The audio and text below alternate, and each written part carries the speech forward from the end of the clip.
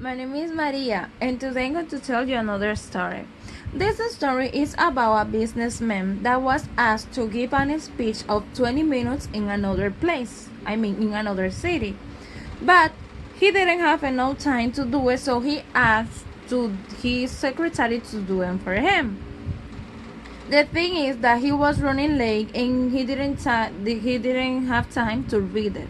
So the businessman arrived to the place and he fixed the speech. The thing is that this speech took an hour. So the audience, the public, was boring about this speech. So this businessman was kind of mad at his secretary because she didn't do it the way he wanted. When he arrived to his office, he told her, "Hey, I told you to make a speech of 20 minutes, and why you do it in a speech of an hour?" And she was like, "I gave you 3 pages. I gave you the first one, that is the speech of 20 minutes, and I give you 2 copies of that."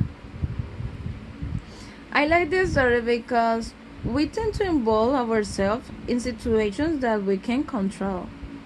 We can even imagine what we can do if we say what our limits are. We as a people, we need to understand when we can do something and when we cannot do it. For example, if the businessman would know that he didn't have time to do it, so he wouldn't have passed all that situation in the other city. But he didn't. So, my opinion, we need to put our limits first. We need to understand them. If we cannot do something, we don't do it. We don't say yes, we can do. If we know that we cannot do them. And the other thing is that we to take the responsibility of our acts. If we were asked to do something and at the end of the day we say yes, we can do it, but we didn't do it, we need to take the responsibilities of our acts, the consequences of that.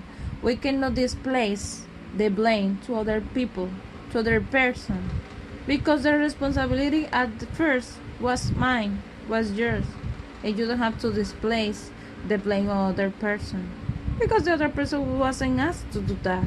The person that was to do something was you, and not the other person.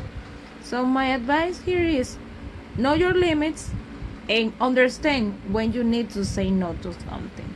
Bye bye.